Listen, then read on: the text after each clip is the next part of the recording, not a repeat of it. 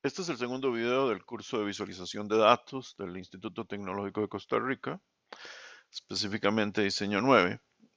Y en este tema nos toca los tipos de datos.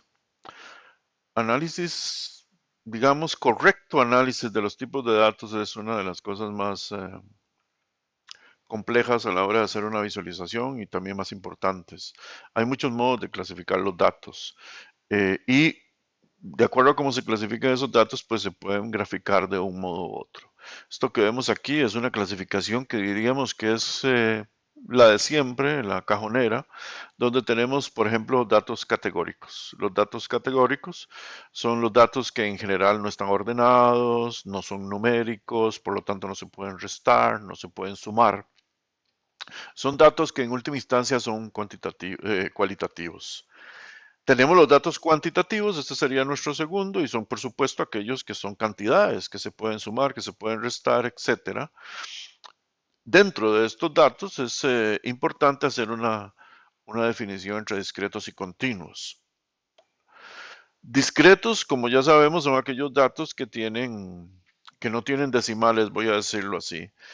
Por supuesto, algunos datos se pueden confundir, ¿verdad? Cuando hablamos de edades, por ejemplo, pues las edades no tienen decimales. Bueno, podrían tener, sin embargo, no las usamos. O sea, decimos mayor de 50 o menor de 50, mayor de 25 o menor de 25. No decimos 25.5, aunque en realidad se podría.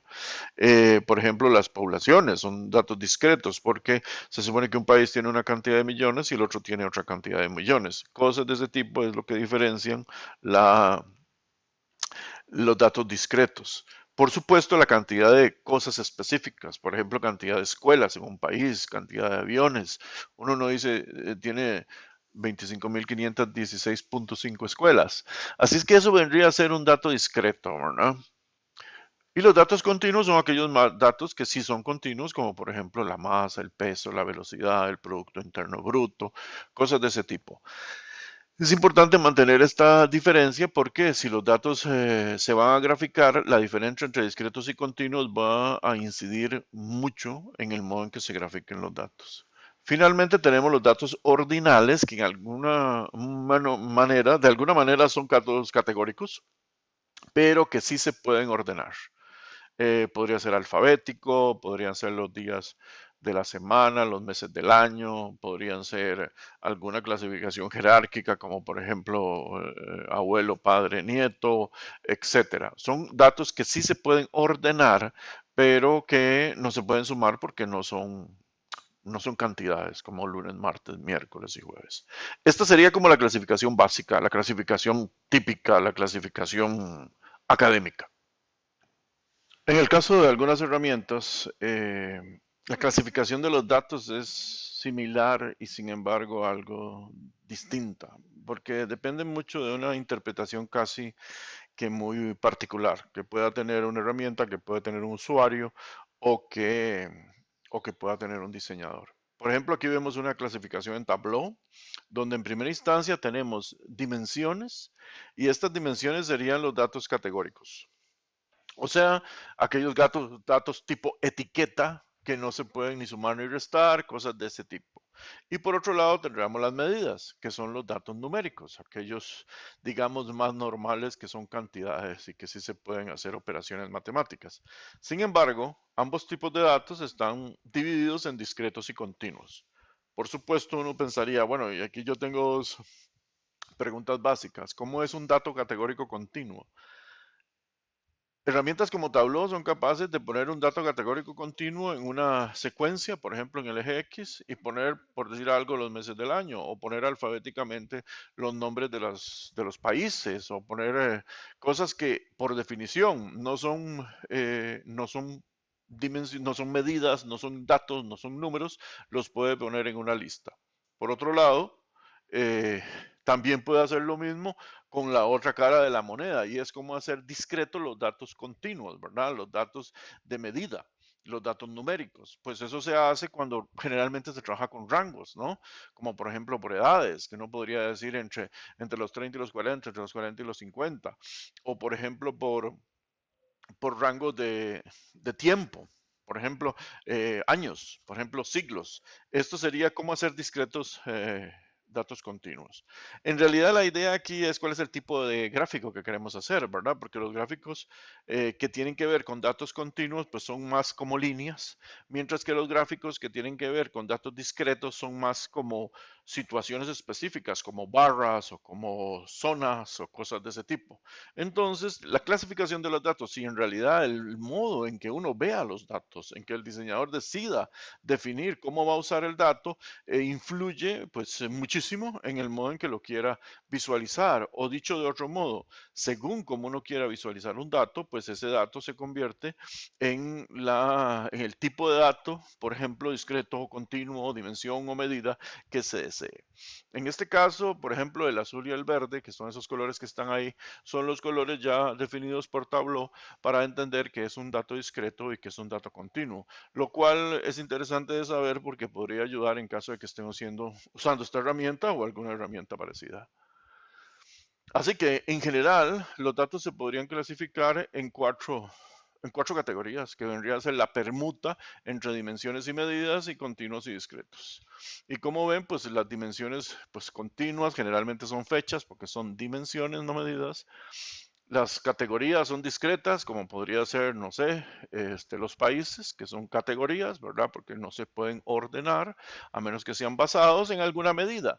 Las medidas son continuas cuando son valores. Invento ahorita, por ejemplo, el Producto Interno Bruto.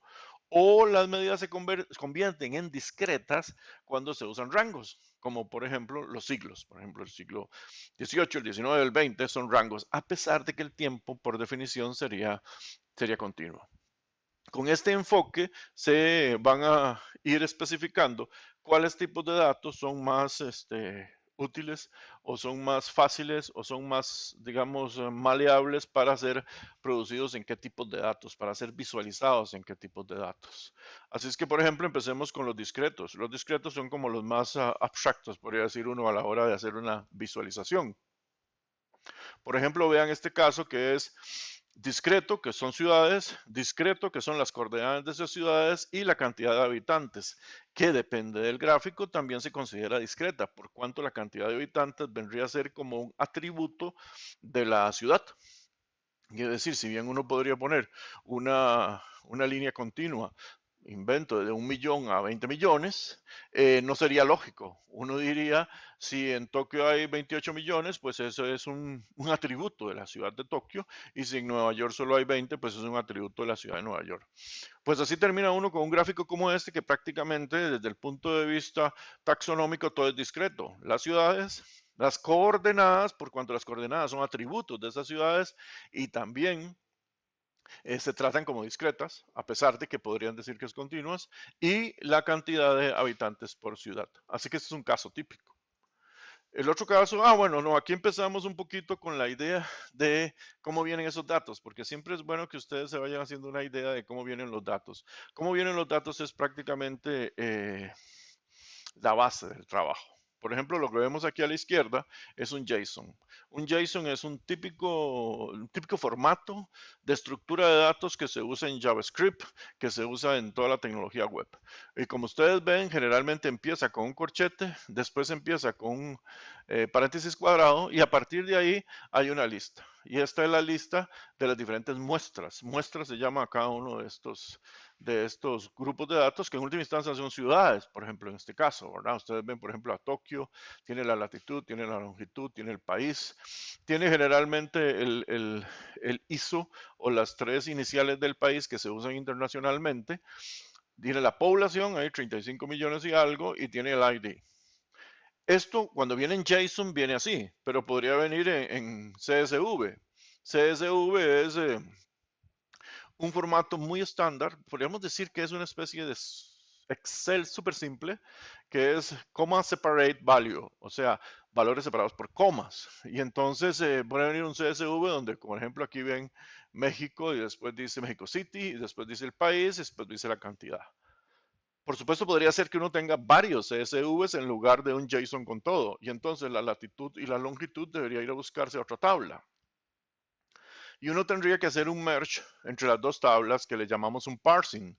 Eso significa uno busca la ciudad allá, sabe cuál es la latitud y la longitud y con eso se va a la primera tabla, en la primera tabla sabe cuál es la población y así lo grafica.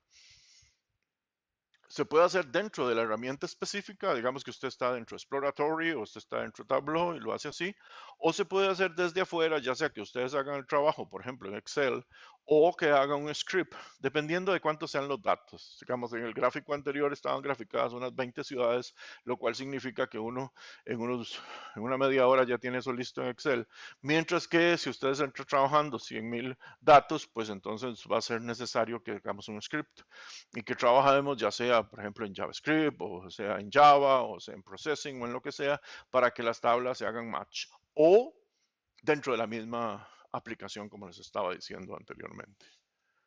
Este es otro ejemplo de discreto discreto. En este caso lo que tenemos es un gráfico en el que aquí están los diferentes, voy a decir, atributos. Es un gráfico que tiene que ver con la exclusión estudiantil en secundaria, hecho por Shelley semestre pasado, y da los indicadores, algunos indicadores de por qué la gente abandona las secundarias. Y como ven, ahí ven violencia, también ven el índice de desarrollo distrital, pueden ver embarazo, pueden ver exclusión, repitentes, cosas de ese tipo. Al otro lado lo que tenemos son las secundarias. Y la muestra que tenemos acá es el colegio de Quepos, como ven. Y como ven, el colegio de Quepos está muy moradito, muy saturado, lo cual significa que tiene uno de los porcentajes más altos de exclusión. Y entonces uno puede ver claramente cuáles son los colegios que tienen más problemas y cuáles son los que tienen menos. Eso depende también aquí de las direcciones regionales, etcétera. Bueno, esto es un heatmap y un heatmap es típico de un gráfico de discreto con discreto. Otro ejemplo podría ser este, que estamos hablando de la gran área metropolitana y lo que tenemos aquí es la cantidad de verde por habitante o de zona verde por habitante. También lo consideramos discreto discreto, porque por un lado tenemos el cantón, que es una forma específica que viene de la geopolítica. Después tenemos el grupo, digamos que algo así como 10% verde, 20% verde, 30% verde. Estos serían los colores aquí. Y por supuesto la localización, o sea, la forma y la localización. Y nos da un heatmap también, ¿por qué no? Pero en este caso de la cantidad de verde que hay por cada una de las zonas. Así es que este tipo de discreto discreto generalmente termina en una visualización tipo heatmap. En este caso es una heatmap georreferenciada, pero podría ser como la anterior, simplemente un heatmap muy abstracto, pero que sin embargo nos da las condiciones que necesitamos para poder ver cuáles son, evaluar rápidamente preguntas como cuál es el cantón más verde de la GAM o cuál es el menos verde de la GAM. Datos, en este caso, me enrían de este modo, que es interesante porque de un lado tenemos las diferentes ciudades, digamos, digo, los cantones, la ubicación. De otro lado, por ejemplo, este tiene que ver con otras cosas, que es con los asaltos. Y por otro lado tiene la cantidad de, de asaltos. Entonces es el tipo que se podría terminar uno haciendo un gráfico acerca de cuál es el índice de criminalidad. Ahí ven, por ejemplo, la ubicación. Ven que esto en realidad es en realidad lo que está aquí es el cantón y lo que está en pequeño es la provincia, ¿verdad? Después están, por supuesto, los datos específicos. Esta es una muestra, por ejemplo, Cartago, posiblemente ese sea Cantón Central, y ustedes ven entonces en la muestra el asalto y ven cómo estuvo el total actual en el año anterior y, por supuesto, cuál es la diferencia.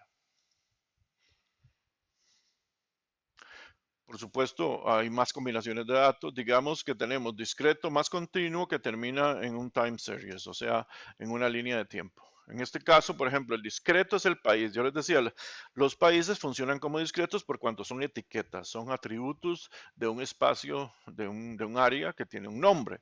El continuo, en este caso, que queremos graficar, es los kilómetros cuadrados y cada una de las barras que está en el centro son los países. Por ejemplo, este es un gráfico que a mí me gusta mucho por cuanto uno ve que la Federación Rusa es bastante más grande que el segundo lugar. El segundo lugar, que aquí tenemos un grupo, ustedes ven, de 4, 5 países, en donde están, por ejemplo, Canadá y donde está México, los Estados Unidos, etcétera, son otro grupo, que digamos yo llamaría a esto los intermedios y después están todos los demás. Este es Alemania y este es Costa Rica. Nada más para dar una idea de cómo graficar un discreto, en este caso son los países, insisto, son atributos, un continuo, que en este caso es en el eje Y, los kilómetros cuadrados de área, y eso se grafica a través de cada país, que es una barra. ¿Ok? Parece que esto es obvio, sin embargo, a la hora que uno se enfrenta a los datos, es muy delicado saber o escoger cuál es el tipo de gráfico que se desea. Los datos de un gráfico como este pueden venir así. Estas son las muestras, por ejemplo, el Brasil, bueno, los países en general, Brasil, Argentina, etcétera. Y por supuesto, cada una de esas muestras tiene algún atributo. Por ejemplo, en este caso estamos usando los kilómetros cuadrados.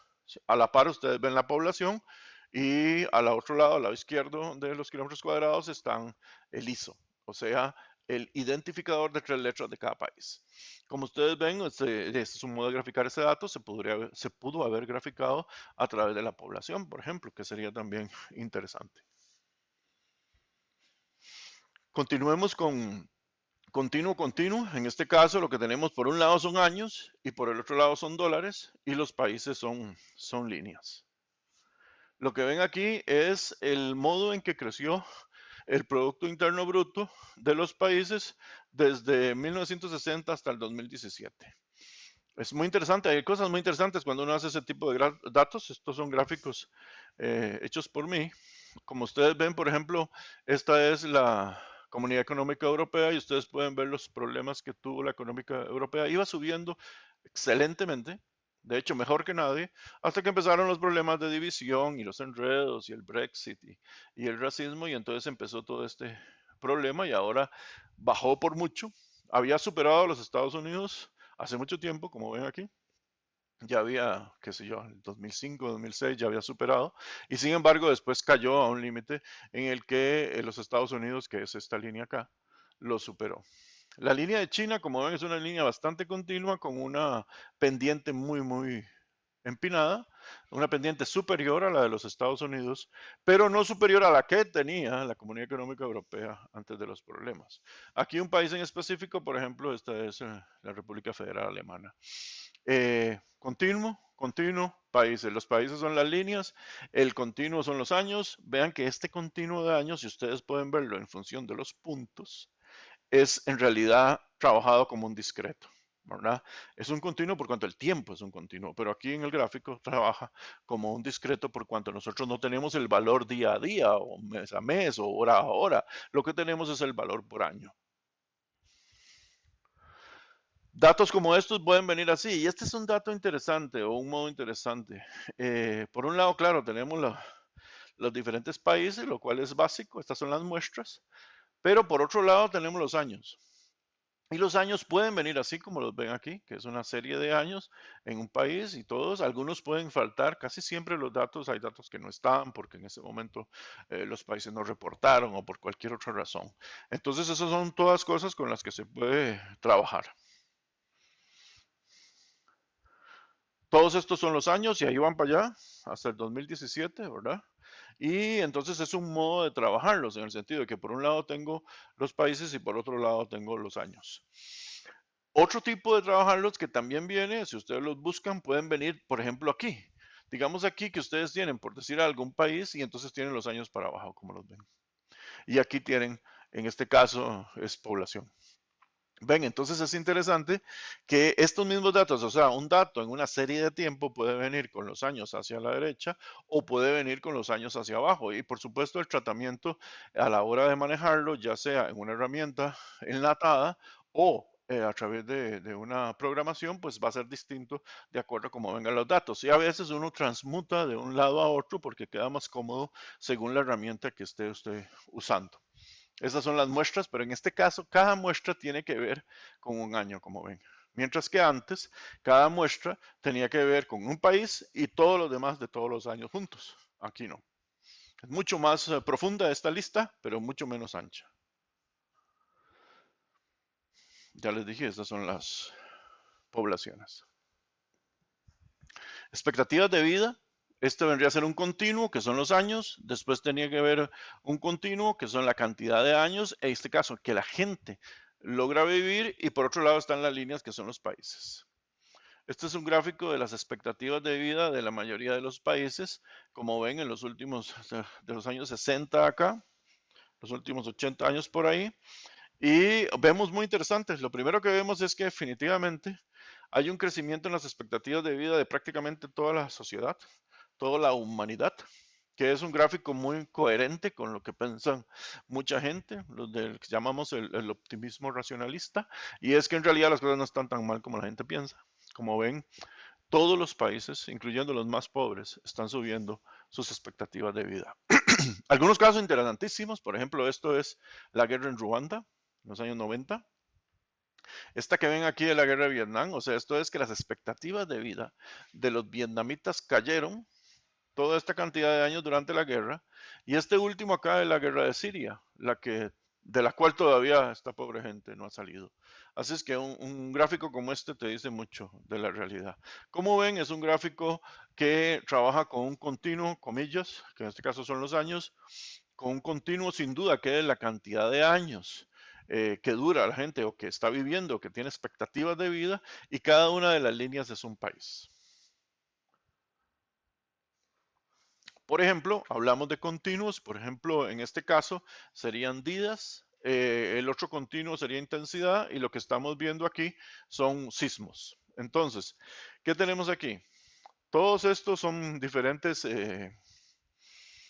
estaciones, en este caso sismológicas. Por otro lado, hay estas son la profundidad, cada uno de estos es una muestra de un sismo que dice dónde está en latitud, en longitud y en profundidad, y también hay otro lado donde te dice cuál es la intensidad de estos sismos, ¿no? Al final, las líneas o los puntos, dependiendo de cómo usted está trabajando la información, se convierten en el gráfico.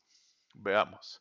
Ven, aquí es un grupo de estaciones meteorológicas y cómo estas estaciones meteorológicas han estado reportando los diferentes intensidades de los sismos en los días. Ven, estos son los días acá. Los colores son las estaciones. Esto, digamos, podrían ustedes ver que es un comportamiento bastante normal. Quiero decir, si todas las estaciones se van para acá y todas las estaciones se van para acá, es bastante normal. Esto definitivamente algo pasó. Y para eso es que se hacen estos análisis, ¿verdad? Que es en la etapa de exploración de datos. Por ejemplo, en el siguiente tipo, que es la exploración de datos, así se llama, Exploratory Data Analysis, se ven cosas como estas. ¿Qué son estas cosas? Vean, por ejemplo, que aquí esta estación pasa de estar aquí a estar acá, mientras todas las demás estaciones no pasa mucho. Esta de hecho baja y esta sube. Este es el tipo de trabajo que uno hace preliminar cuando ve los datos, los grafica según conveniencia, y entonces se da cuenta que algo está pasando. Y lo que está pasando aquí, por ejemplo, lo que pasó aquí es que se reseteó el sismógrafo, y al resetear los settings de inicio cambiaron, y por eso los settings cambiaron acá. Eso significa que esto es basura y que esta línea puede perfectamente interpolarse para ponerse acá. Y así pueden pasar cosas como accidentes, ¿verdad? Como se ven por acá. Así que en esta etapa uno coge una herramienta que podría ser que sea Numbers o Excel, mejor aún si es exploratory, que por algo se llama así, porque es exactamente para explorar los datos y darles una repasada en las partes que a mí me interesan para ver qué tipo de basura hay, qué tan consistentes son, etcétera. Pasamos al otro grupo, que es discreto más continuo. Discreto más continuo, en este caso, lo que tenemos es coordenadas, que en este momento las estamos interpretando como discretas, y la intensidad de los terremotos. Eso que ven ahí son diferentes terremotos. Los sismos, lo que estamos graficando específicamente son puntos. Ven aquí los puntos en profundidad, y lo que ven aquí, los voy a acercar aún más, es la intensidad. O sea, los colores significan la intensidad. Es decir, estos que ven aquí son sismos muy fuertes, estos que ven aquí son sismos intermedios, y la inmensa mayoría son signos leves. De paso, esta es la subducción de la placa de cocos en la placa del Caribe. Por eso este superficie aquí que se ve así. Los datos pueden venir de muchos modos, como los hemos visto. Aquí ven, por ejemplo, que tenemos estos datos que son, ven, en este caso son 140.000 filas hacia abajo. Es un momento en el que ya uno no puede hacerlo por medio del Excel o inclusive del Exploratory, sino que si uno quiere hacer un parsing o tiene que hacer una limpieza de esto, va a tener que usar código para hacer el parsing, o sea, un script.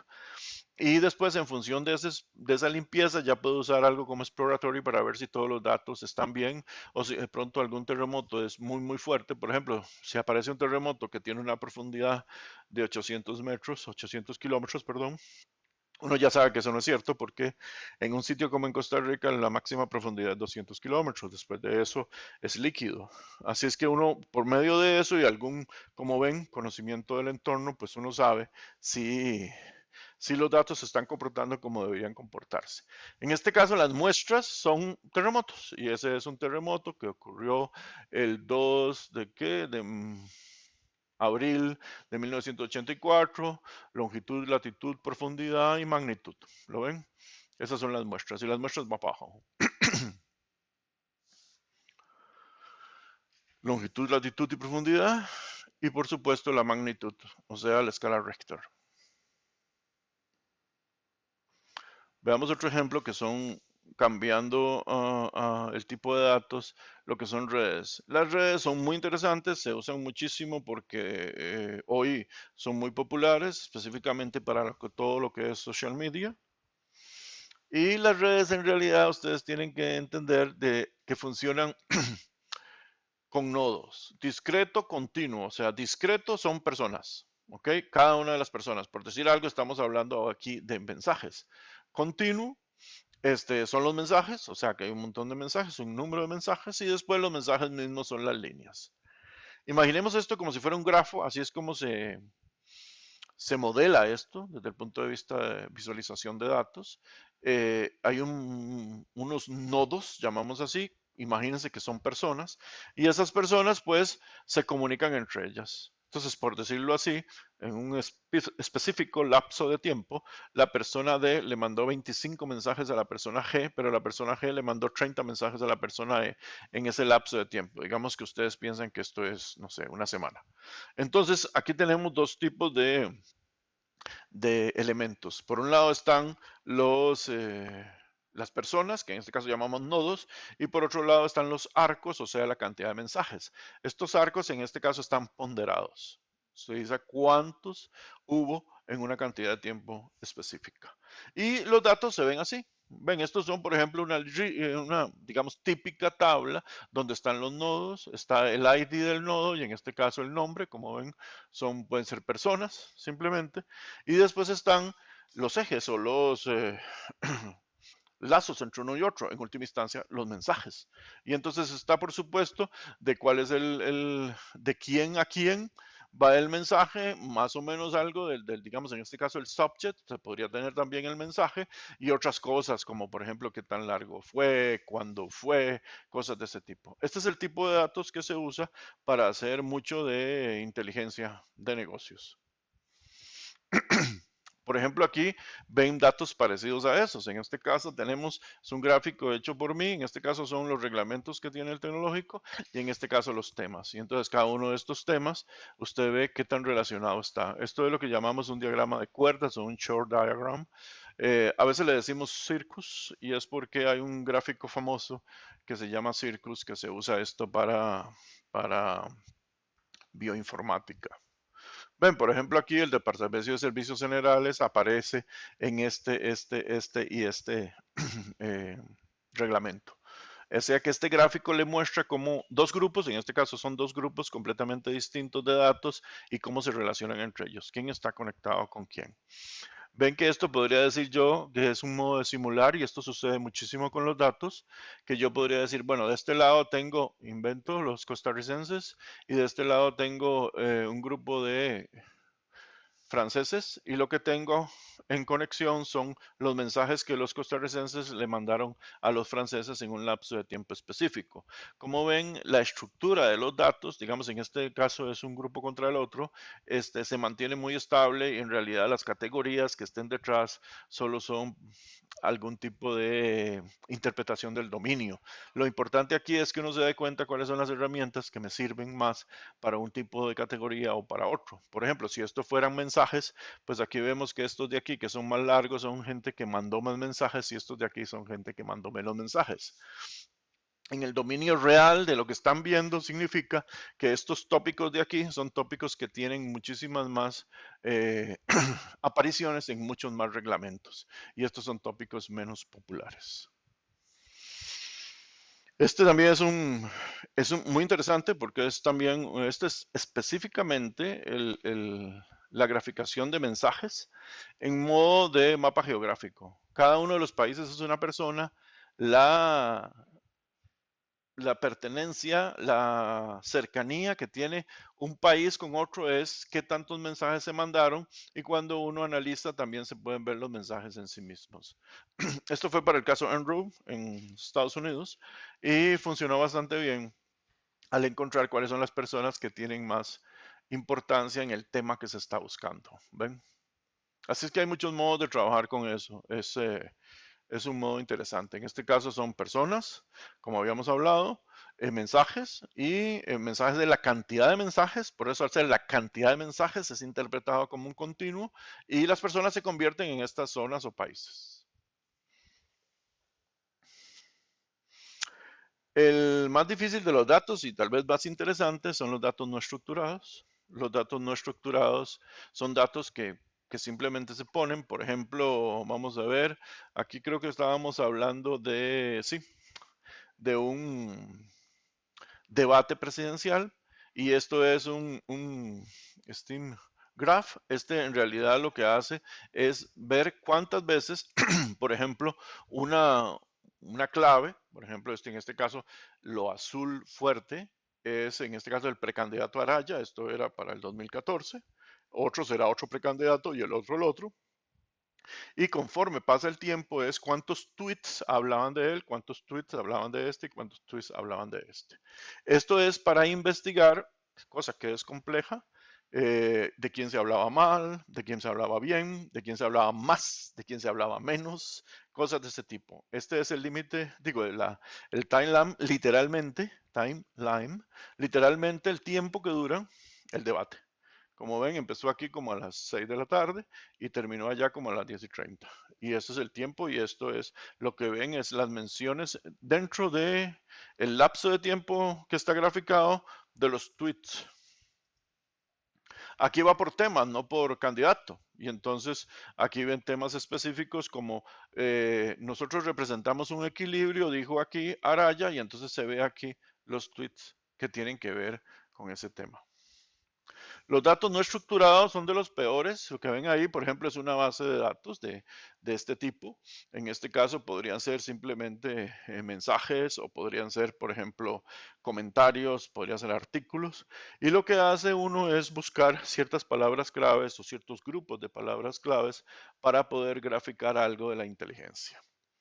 Esa sería esta parte de la estructura de datos. Lo importante aquí es tener muy claro que el tipo de dato y cómo yo interpreto ese tipo de dato, si el dato es continuo, si el dato es discreto, si lo quiero graficar en una forma o en otra, en 2D, en 3D, en un gráfico de líneas o en un gráfico de un heatmap, es importante para la respuesta acurada de las preguntas objetivo.